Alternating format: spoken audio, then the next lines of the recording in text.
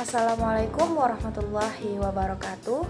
Perkenalkan, nama saya Puji Nur Fitria, NIM 191145, program studi Manajemen Pendidikan Islam semester 4. Pada video kali ini, Puji akan membahas tentang salah satu kasus atau permasalahan yang sering dihadapi oleh siswa, yaitu tentang kurangnya rasa percaya diri dalam proses pembelajaran. Tonton videonya ya. Percaya diri atau self-confident merupakan hal yang terpenting dalam diri seorang individu untuk mengembangkan potensinya.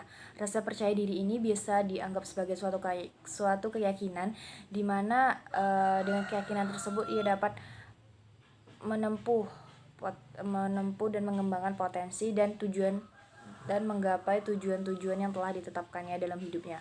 Kemudian jika dikaitkan dengan pendidikan, maka siswa yang memiliki percaya diri rendah akan mengalami beberapa hal, yaitu menutup diri, kecenderungan diam, terus kemudian dia akan berpengaruh kepada hasil atau proses pembelajaran yang akan dihadapi oleh siswa tersebut. Sebaliknya, jika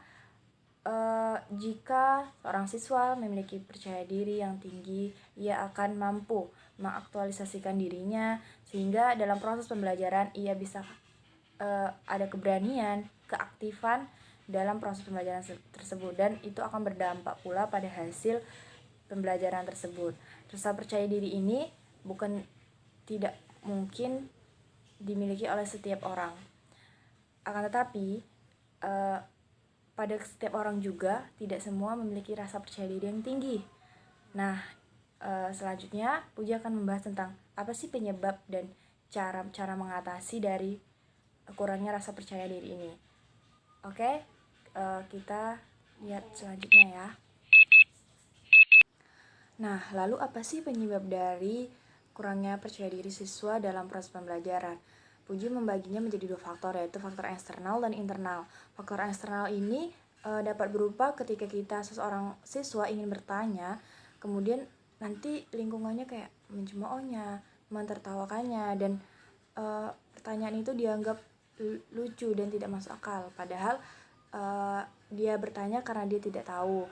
Yang kedua, faktor internal, yaitu faktor dari dalam diri siswa masing-masing, yaitu ketika dia ada rasa ketakutan, kecemasan, takut salah, terus nggak mau mencoba bertanya terus, tidak mau berlatih. Ketika dia tidak mau berlatih, tidak mau mencoba untuk berusaha percaya diri, mengembangkan percaya dirinya, maka sampai kapanpun dia akan segitu-segitu saja dan tidak akan berkembang. Kemudian kurangnya rasa percaya diri ini bisa penyebabnya karena rasa takut, ragu-ragu saat berbicara di depan umum, terus diam saja, terus siswa tersebut gak percaya nih sama diri dia, gak mampu percaya sama diri dia dengan kemampuan dia, sehingga bisa saja contohnya ketika saat ujian nanti dia sudah belajar, cuman ketika ujian dia malah melihat atau mencontek atau meminta jawaban kepada temannya karena dia merasa jawaban dirinya itu tidak tepat gitu, padahal sebenarnya apa yang dia jawab itu sudah benar.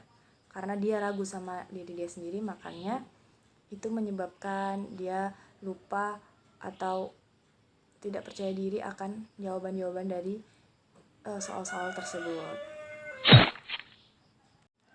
Nah, pertanyaannya, apakah bisa seseorang siswa mengubah atau meningkatkan rasa percaya dirinya dalam proses pembelajaran? Jawabannya bisa, yaitu dengan melakukan berbagai cara, yaitu dengan diri sendiri dan meminta bantuan orang lain. Diri sendiri maksudnya kenapa? Karena ketika kita ingin mengubah atau meningkatkan percaya diri, diri kita juga harus mau untuk belajar atau berlatih meningkatkan rasa percaya diri kita. Dengan kita mau dulu berarti kita mau bergerak. Kalau diri kita sendiri pun tidak mau, maka susah juga. Kemudian siswa ini dengan cara kita berlatih atau mempersiapkan, misalnya ketika kita akan presentasi, jadi jauh-jauh hari kita sudah siap menyiapkan makalahnya, kemudian kita berlatih gimana sih ngomong di depan teman-teman. Terus kita bisa mencari nih referensinya, mungkin di YouTube ataupun di media sosial lainnya, bagaimana cara berbicara atau meningkatkan percaya diri di depan kelas untuk presentasi. Yang paling penting sih memang mempersiapkan atau belajar nih tentang materi-materi yang akan dibahas atau dibawakan keesokan harinya. Yang kedua, meminta bantuan guru BK, karena kita siswa dan kita bisa nih meminta bantuan orang lain untuk gimana caranya biar saya bisa meningkatkan percaya diri, yaitu dengan adanya BK sebagai guru profesional ya, dia punya kemampuan untuk membantu kita. Jadi kita bisa bertanya, bisa sharing gimana nih caranya Bu, kalau misalnya saya ini kurang percaya diri. Pastinya dia akan memberikan informasi atau memberi bantuan-bantuan dengan diri kita. Itu termasuk konseling individual. Bisa juga kita melakukan konseling kelompok, yaitu dengan kelompok-kelompok kecil yang di sananya nanti ada mentornya, yaitu ibu BK tersebut. Karena dengan begitu kita bisa berlatih dari lingkungan terkecil. Jadi kita bisa melatih dari kelompok-kelompok terkecil itu sendiri dengan cara mungkin kita memulai dari ngobrol dulu, terus kayak kemudian seperti berbicara di kelompok-kelompok kecil itu. Jadi dengan begitu kita berlatih untuk ngomong di hadapan orang banyak gitu. Jadi intinya kita tuh harus belajar untuk mau ubah percaya diri. Memang untuk menjadi percaya diri itu bagi sebagian orang mungkin agak sulit gitu kan. Cuman nggak ada yang nggak mungkin kalau kita mau berlatih. Yang penting tiap prosesnya kita nikmati dan kita jalani, insya Allah itu bisa menambah rasa percaya diri kita untuk proses pembelajaran dan kehidupan kita nantinya, begitu.